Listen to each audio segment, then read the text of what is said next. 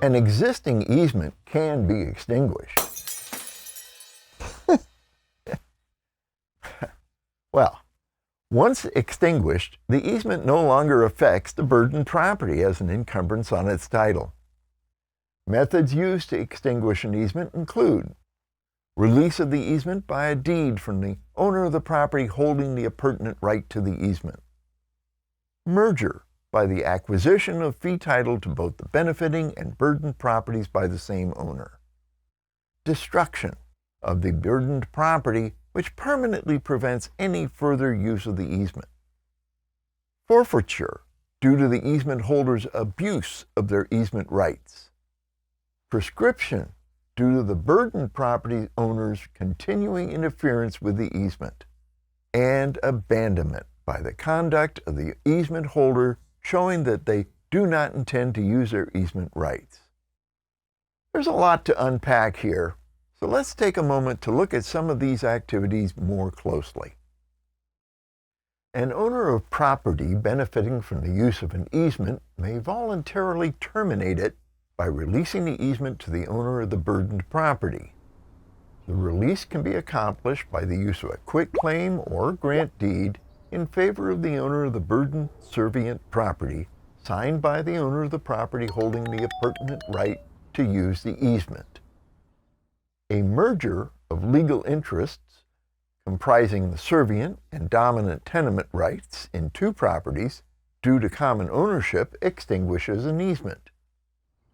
A merger occurs when the same owner acquires fee title to both the benefiting and burdened properties. And why does this automatically extinguish the easement? Well, an owner cannot have an easement over their own property for the benefit of their own property. Also, an easement on a building or land is terminated by the destruction of the burdened property. Non-existence of the burdened property renders the use of the easement impossible. Let's go over an example. Consider an easement to use a stairway on an adjoining building.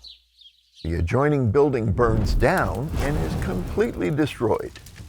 As the building burned down, the easement is extinguished, since the owner is not required to rebuild the stairway. Also, an easement is terminated by forfeiture, when the easement holder exceeds their authorized use of the easement by placing an excessive burden on the property encumbered by the easement. For example, consider a subdivider who owns land entitling them to use a right-of-way easement over a neighbor's property for access. Later, the subdivider divides the property into several residential lots. For access, the subdivider constructs a road on the neighbor's property within the legally described easement to a public road. Here, the increased use of the easement constitutes an excessive burden on the property it encumbers, and thus the easement is extinguished by forfeiture. But it's not always the benefiting owner's conduct that can extinguish an easement. Likewise, an easement can be extinguished by the burdened property's owner adverse use of the area within the easement which permanently interferes with their neighbor's rightful ability to use the easement. Consider a burdened property who builds a wall obstructing the easement holder. Well, you get the idea.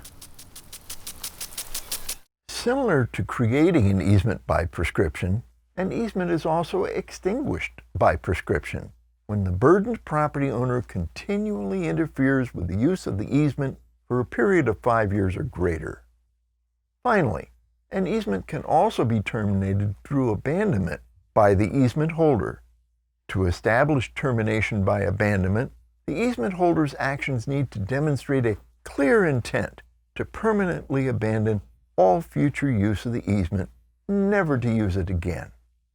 For example, consider a railway company which holds an easement over private property. The rail line services a tiny community with a rapidly diminishing population. After years of declining use, the railway company discontinues service and later removes the tracks and all the infrastructure. This is sufficient to indicate the easement holder, the railway company, intends to abandon the easement.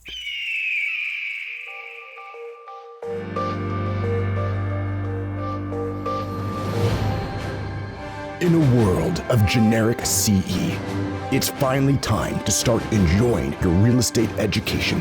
Introducing First Tuesday's video renewal course, Real Estate Made Real. California's first and only DRE-approved video-based renewal experience. Get an exclusive preview and enroll today. Be the star of your career.